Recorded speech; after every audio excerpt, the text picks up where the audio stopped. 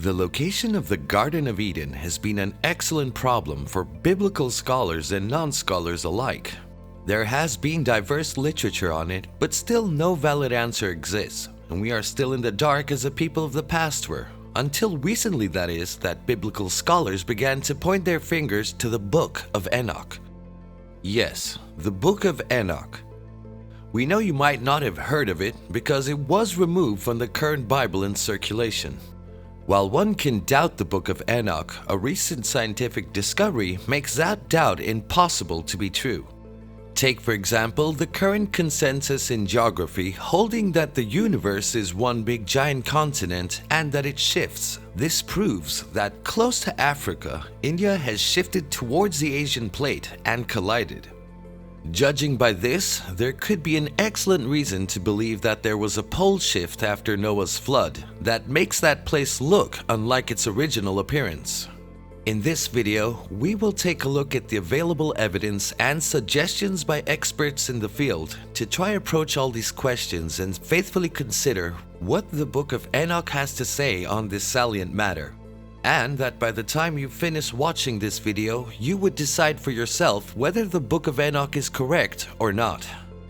So why won't you take your seat and glue your face to the screen for a good session of intriguing discovery like no other. You're probably aware of the legend surrounding the Garden of Eden. Numerous non-Christians around the world are aware of it, according to research. It is the story of a place often declared the first paradise where the human race is said to have originated. Adam and Eve, two young people whom God created there, had access to everything but the tree in the center of the garden.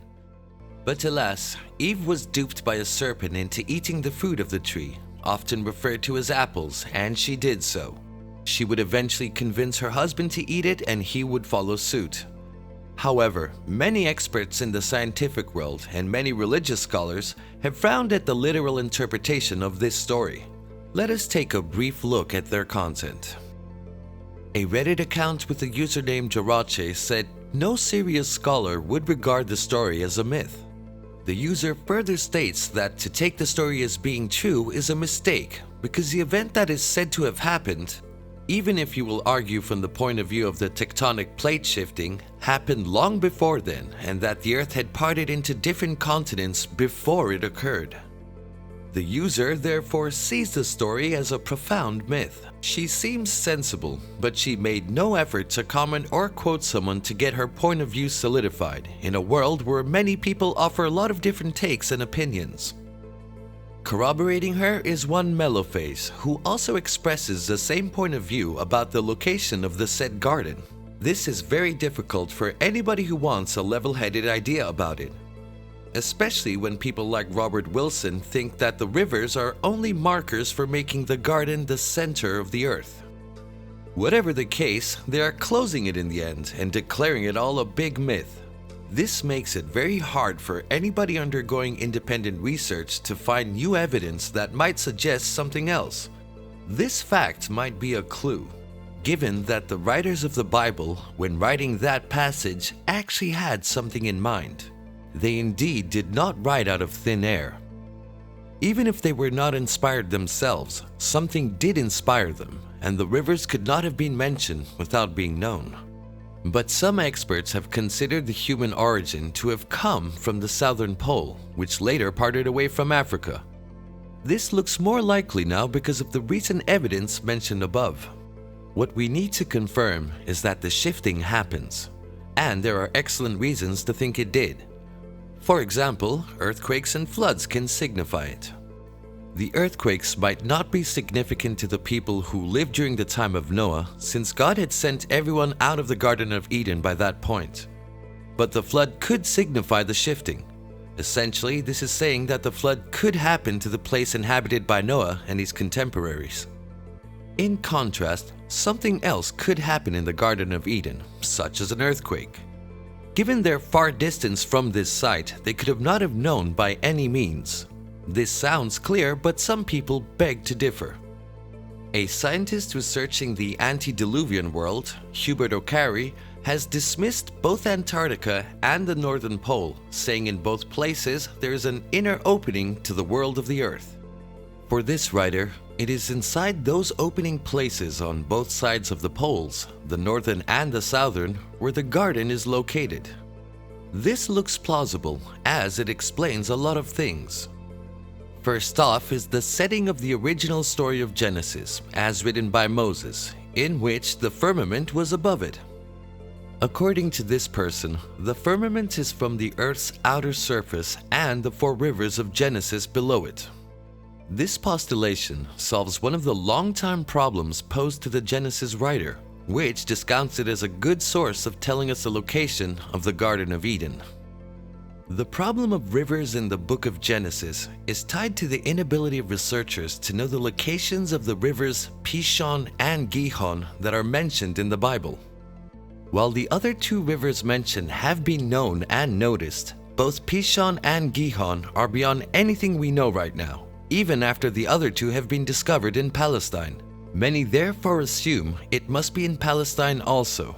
But that seems unlikely because experts would have seen some characteristics that would make it so. And what's more, the Garden of Eden should have been discovered through heavy satellite images since time immemorial. This then shifts the option from present-day Palestine and takes it out of the possible places where we could find the desired location of the Garden of Eden. While Darwin might be anathema to the religious world, his thought on the original human beginning could still be applied in this situation. We can see that the Darwinian theory of evolution locates human origin in Africa. Progress in the area of geography has proven to us that Africa now is not the same Africa inhabited by the first Homo sapiens. A shift has happened, but we never knew that it happened. This is because we do not live in eons. Rather, we live in years, which in essence does not mean a thing when considering the existence or the emergence of significant events and how easy it will be for us to perceive them. We can be sure that the Bible reads as if a literal Garden of Eden exists and subsequently must be taken as accurate, especially when there's evidence to support it. At the same time, many have claimed that the continent had broken before Noah's flood and even long before the Garden of Eden scenario. However, there seems to be no truth in what they are saying. Sometimes their evidence is patched fossils or some Sumerian writings.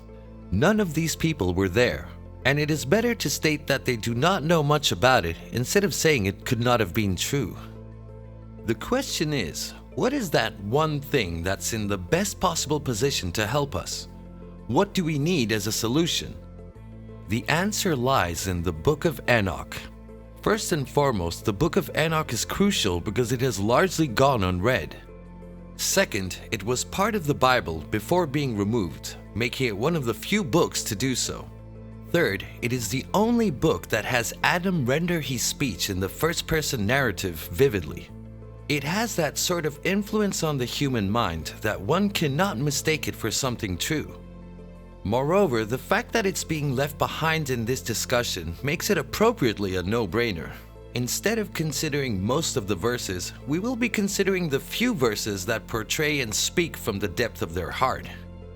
The honest now rests on the one seeking to know about this place and to find the location by using the best means possible, which is why Enoch's book serves as the best solution.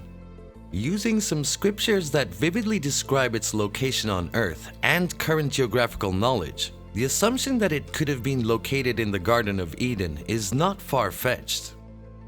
Our starting point is the Book of Enoch, chapter 32, verse 2. And then I crossed over the peaks of all these mountains, far to the east of the earth, and passed over and far from the Erythraean Sea, and passed over the angel Zoitiel. Of course, the person speaking here is none other than Adam, who is documenting how he was moved to the garden. Now take note of the phrases, over the summits of all the mountains, far towards the east of the earth, passed over the Erythraean Sea and went far from it, and passed over the angel Zoitiel. To understand this description, we need to use a map. In this circumstance, an ancient map is what we need. There you can see the Erythraean Sea launching towards the bottom of the landscape. Look above it a bit and then come to the east. Africa is in the west, so that will be enough to know that moving towards the right is towards the east. As claimed by the book, it must be far to the east. To have an even better understanding of this place, the third verse gives us a unique description of it.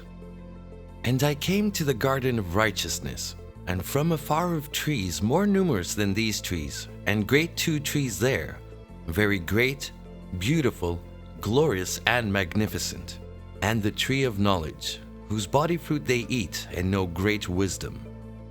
The link between this is not far-fetched. Although the writer mentions the east, it is instead the area that could by today's judgment be referred to as Antarctica, meaning that the Garden of Eden was Antarctica. Does that change your perception, or are you having some doubts? Yes, Antarctica can't support life. We already said the people saying this didn't know about Antarctica in the past. Just imagine millions of years. What can you notice? That is it. You cannot even know what some things will be. Neither do the people we call scientists. But the same cannot be said of the writer of the Book of Enoch, because he was very close to the time. He knew about the time, he experienced it. He should be believed.